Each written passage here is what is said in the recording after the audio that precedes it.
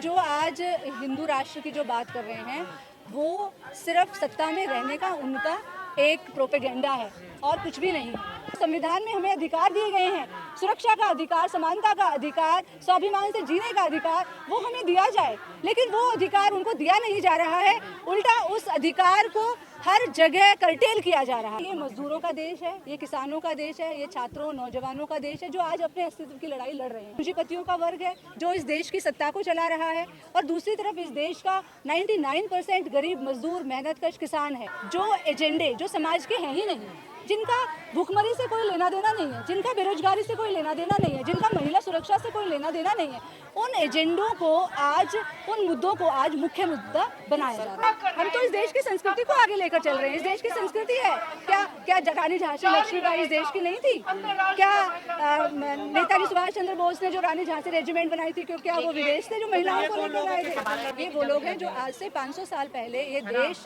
जिन रूढ़ियों में जकड़ा हुआ था, उन रूढ़ियों को तोड़कर ये देश आगे बढ़ चुका है, लेकिन दोबारा से ये लोग उन्हीं बेड़ियों में इस देश को जकड़ना चाहते हैं। और वो इसलिए क्योंकि आज ये कैपिटलिस्ट जो समाज है, ये पूंजीवादी समाज है, इसको बचने का कोई रास्ता नहीं है। तो ये जो बड़ी लड़ाई है आज, ये बड़ी लड़ाई एक दोहरी लड़ाई है। एक तरफ ये पुरुष सत्तात्मक समाज है, ये पितृ सत्तात्मक समाज के खिलाफ लड़ना पड़ेगा जिसमें कि महिलाएं जकड़ी हुई हैं, और दूसरा आज हम देख रहे हैं कि ये पूंजीवादी व्यवस्था जो अपने आप को बचाने के लिए, क्योंकि आज पूंजीवादी व्यवस्था जो है वो पूरी तरीके से जो है वो ध्वस्त हो चुकी है, तो वो अपने आप को बचाने के लिए पितृसत्ता का सहारा ले रहे हैं। अपने आप को बचाने के लिए जो फ्यूडल जो वैल्यूज़ है दोबारा से उनको समाज में लागू किया जा रहा है, चाहे वो जातिवाद की समस्या हो, चाहे वो मनुवाद हो। तो इस तरीके से आज चौतरफा एक संकट से पूरा समाज घिरा हुआ है। आज ज़रूरत है महिला, पुरुष, छात्र, नौजवान, किसान सबको एकजुट होकर एक मजबूत लड़ाई लड़ने की, तभी हम सब समाज को एक अच्छा समाज बना पाएंगे जहां महिलाएं भी स्वाभिमान से जी सकेंगी, किसान मजदूर भी स्वाभिमान से जी सकेंगे। जब देश में संविधान लागू हुआ, जो संविधान कहता है कि महिलाओं को समानता, सबको अधिकार है, उसी देश के लोग कहते हैं कि अब संविधान को बदल देना चाहिए। जब संविधान बदला जाएगा तो फिर क्या हालात होंगे? देखिए, देश के लोग नहीं बोलते हैं। कोई देश का एक भी व्यक्ति ऐसा नहीं है जो ये बोलता हो कि हाँ इस देश के संविधान को बदला जाना चाहिए। ये जो देश है ये मजदूरों का देश है, ये किसानों का देश है, ये छात्रों नौजवानों का देश है जो आज अपने अस्तित्व की लड़ाई लड़ रहे हैं। ये उनका देश है, ये उनका देश नहीं है जो 400 का पार का नारा लगाते हैं या जो आज पूंजीपतियों की सेवा कर रहे हैं। ये समाज जो है हमारा वर्ग विभाजित समाज है। एक तरफ पूंजीवादी वर्ग है, पूंजीपतियों का वर्ग है जो इस देश की सत्ता को चला रहा है, और दूसरी तरफ इस देश का 99% गरीब मजदूर मेहनतकश किसान है। तो आज वो जो किसान है, वो किसान तो यही मांग कर रहा है, वो महिलाएं, जो नौजवान, वो यही मांग कर रहे हैं कि जो संविधान में हमें अधिकार दिए गए हैं, सुरक्षा का अधिकार, समानता का अधिकार, स्वाभिमान से जीने का अधिकार, वो हमें दिया जाए, लेकिन वो अधिकार उनको दिया नहीं जा रहा है। उल्टा उस अधिकार को हर जगह कर्टेल किया जा रहा है। लाखों लोगों को रोजगार से निकाला जा रहा है। कितनी महिलाएं हैं आज जो शिक्षित लड़कियां, 14% लड़कियां 2020 के बाद से अब तक स्कूली शिक्षा को छोड़ चुकी है। नहीं, आपको संविधान के राज में अधिकार नहीं मिल पा रहा, फिर तो हिंदू राष्ट्र में कैसे मिलेगा आपको अधिकार? देखिए, यही बात है कि जो आज हिंदू राष्ट्र की जो बात कर रहे हैं वो सिर्फ सत्ता में रहने का उनका एक प्रोपेगेंडा है और कुछ भी नहीं है। वो किसी के भी नहीं है, ना वो हिंदुओं के हैं, ना वो मुस्लिम्स के हैं, वो किसी के नहीं है। असल में ये प्रोपेगेंडा है कि हम हिंदू राष्ट्र बना देंगे, क्योंकि देखिए हिंदू आज मतलब ये जो आइडेंटिटीज़ है ना, इनका कोई मतलब नहीं है। ये हिंदू है, ये मुस्लिम है, एक्चुअली हम तो इसी पे हो रहा ना। देखिए, अगर दलित की बेटी की बारात आए तो उसे रोक दिया जाता है। यही मैं बोल रही हूँ कि ये सब जो है असल में अगर हम देखें तो कोई फ़र्क नहीं है। आज सभी शोषित हैं, हिंदू हो चाहे मुस्लिम हो। लेकिन आज आप जो बोल रहे हैं कि एक दलित की बारात आती है उसको रोक दिया जाता है, ये समाज में एक भेद पैदा करने की कोशिश की जा रही है कि जो भेद सदियों से चला आ रहा है, जो मनु संहिता पर आधारित है, वरना तो जब हमारा देश आज़ाद हुआ था तो हमारा देश किन मूल्यों पर आज़ाद हुआ था? स्वतंत्रता, समानता और भाईचारा। तो ये स्वतंत्रता, समानता, भाईचारा को एक ज़मीन पर ज़मीनी हकीकत बनाने की बजाय आज उसको ज़मीनी हकीकत से दूर लेकर जाया जा रहा है। और जो एजेंडे जो समाज के हैं ही नहीं, जिनका भूखमरी से कोई लेना देना नहीं है, जिनका बेरोजगारी से कोई लेना देना नहीं है, जिनका महिला सुरक्षा से कोई लेना देना नहीं है, उन एजेंडों को आज, उन मुद्दों को आज मुख्य मुद्दा बनाया जा रहा है। तो बड़े दावे करती है ना महिलाओं को सशक्तिकरण बनाने के लिए। देखिए, सरकार के दावे, करती है। आप सरकार के दावों पर जाएंगे कि आप आरजी कार की घटना देखेंगे। आप यूपी के अंदर दो बहनों को पेड़ पर मारकर बलात्कार करके लटका दिया जाता है और अगले दिन उनके पिता भी आत्महत्या कर लेते हैं। आप उसको देखेंगे, आप हाथरस को देखेंगे, या फिर आप सरकार के दावों को देखेंगे? देखिए, ये जो सरकार है ये जनता की सरकार नहीं है, ये कैपिटलिस्ट की सरकार है।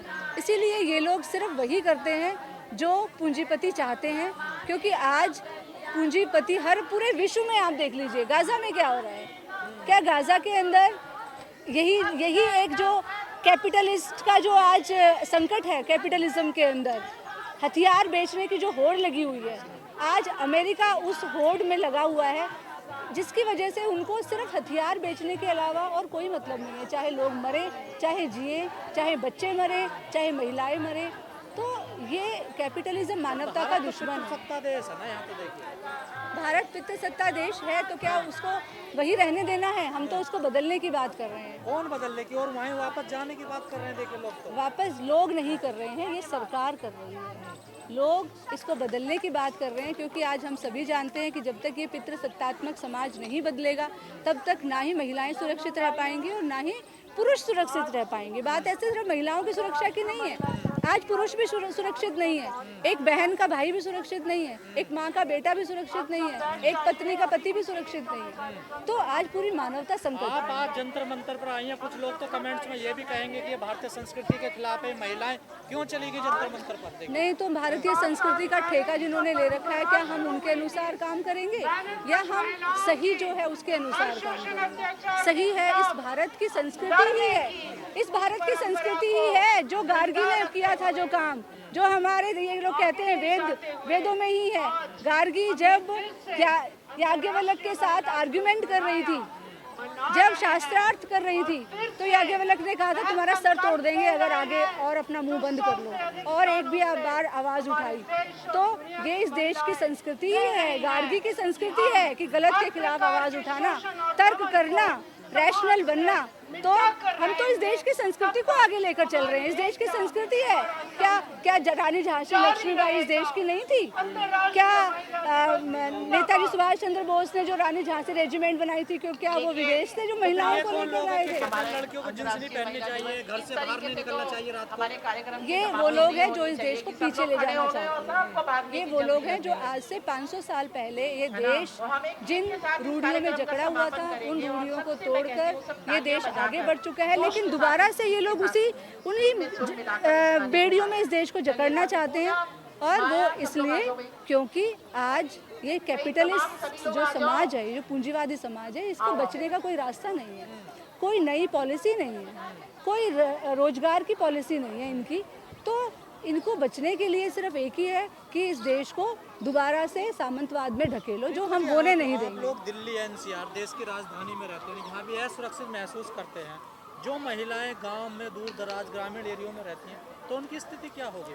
बहुत ही भयानक स्थिति है। और आप ये मत समझिए कि हम राजधानी में रहते हैं तो स्थिति सब जगह एक ही है, ऐसा कुछ भी नहीं है। ये बहुत बड़ा धोखा। अगर राजधानी में महिलाएं सुरक्षित होती तो अभी कुछ दिन पहले की ही बात है, एक तिलक नगर के अंदर एक स्कूली बच्ची के साथ जिस तरीके से, वो भी एक माइनॉरिटी कम्युनिटी की बच्ची के साथ जिस तरीके से 7 साल की बच्ची के साथ 3 महीने तक शोषण होता रहा, ये वही देश की राजधानी है जहाँ पर बोला जाता है कि 2-2 सरकारें हैं। तो बात ऐसी नहीं है। महिलाएं अगर राजधानी इतनी ही सुरक्षित होती तो फिर निर्भया कांड नहीं होता इस राजधानी के अंदर। अगर राजधानी इतनी ही सुरक्षित होती तो नांगलोई के अंदर एक 8 साल की बच्ची की लाश उसके पड़ोसी के घर में मिली थी, ऐसा नहीं होता। तो लगता है इस देश में महिला विरोधी पुरुष है या यहाँ की जो व्यवस्था है वो है? देखिए, यहाँ पर जो मानसिकता है वो है इस देश के खिलाफ, जो पुरुष प्रधान मानसिकता है, आज उसके खिलाफ लड़ने की ज़रूरत है, तभी हम इस देश को बचा पाएंगे। और ये हर तरीके से इफेक्ट कर रही है समाज को, रसातल में ले जा रही है, लेकिन हम इस रसातल से आज समाज को निकालने का प्रण ले चुके हैं, इसीलिए संघर्ष कर रहे हैं और संघर्ष ही एकमात्र रास्ता है।